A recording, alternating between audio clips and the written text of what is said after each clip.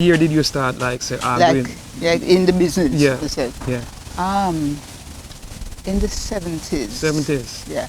How were you introduced to the business? Like, was it by like somebody said they need a singer, backing vocals, or?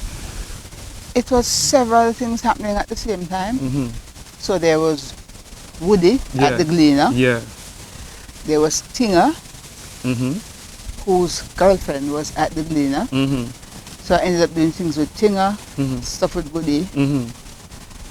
and Willy was involved during that time too. Mm-hmm. Willy,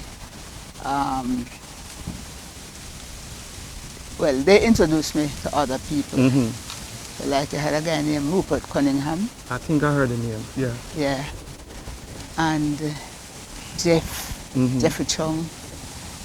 Jeffrey Chung. Jeffrey Yeah. Chung, the name. Yeah, his brother is Michael Chung. Yes.